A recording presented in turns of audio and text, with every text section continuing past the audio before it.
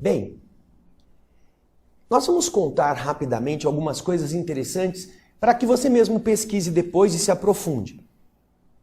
Você vai ver na tela cheia agora o primeiro personagem que eu gostaria de citar aqui.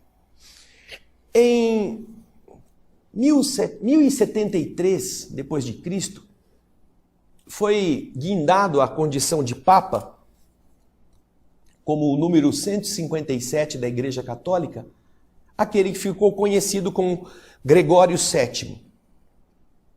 Ele foi um dos mais influentes e decisivos papas ao longo da história e foi responsável pelo aumento do poder da Igreja. Para Gregório VII, a superioridade da Igreja Católica era indiscutível, sendo ela considerada a representante de Deus na Terra. Gregório VII afirmava dessa forma que o Papa, por causa disso, possuía o supremo poder da Terra. Ele era o representante de Deus e a Igreja, portanto, era esta representante maior da divindade. Esse é o primeiro personagem importante que eu quero que você pense e pesquise, porque ele tem a ver com este livro. Depois, nós já vimos entrando um pouquinho antes, nós temos uma outra personagem, o nome dela é Matilde, Matilde de Canossa. Veja só que interessante, Matilde, ela viveu na mesma época do Papa Gregório VII. Ela viveu entre 1046 e 1115. Foi uma nobre e uma militar italiana, a principal apoiadora do Papa Gregório VII. Ela foi apelidada de a Grande Condessa e é uma das poucas mulheres medievais a ser relembrada por seus feitos militares. Matilde é lembrada até hoje por sua coragem e firmeza no poder e sua habilidade de estrategista, que ela colocou à disposição do próprio Papa Gregório VII. No seguinte slide, você vai ver que em homenagem a essa importante figura na defesa dos interesses eclesiásticos, Matilde de Canossa foi uma das 3 mulheres, apenas 3, uma delas, enterrada na Basílica de São Pedro, no Vaticano, onde há uma bela escultura do escultor Bernini representando essa heroína medieval. Essa imagem que vocês estão vendo aí é do Vaticano.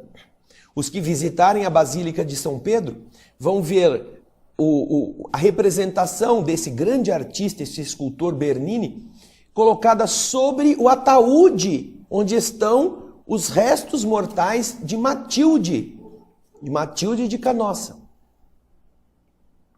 Então, voltando agora para mim aqui, nós vamos ver que esta representação dessas 2 personagens, elas são muito importantes quando você vai ler este livro, porque estes 2 seres fazem parte desta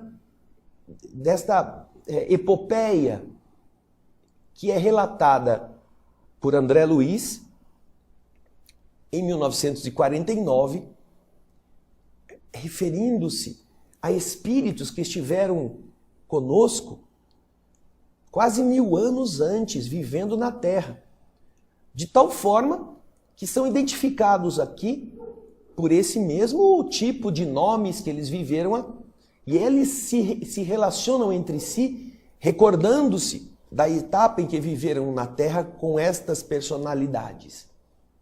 Você não verá isto contado com todas as letras por André Luiz, dizendo que se trata deste e daquele personagem. Mas, na história das inúmeras revelações que Francisco Cândido Xavier fez aos mais próximos, esta revelação se encontra inserida nesta tradição oral, nascida do próprio médium, que afirma que se tratavam destes 2 espíritos ligados à igreja, de forma gloriosa até para os seus interesses da época, e que André Luiz vai contar neste livro a importância do esforço do amor para resgatar os erros e também a renitência, a teimosia, o apego que as pessoas às vezes se permitem aos defeitos, aos impulsos de mando, de poder e à ação de desejar fazer as coisas de acordo com o seu interesse.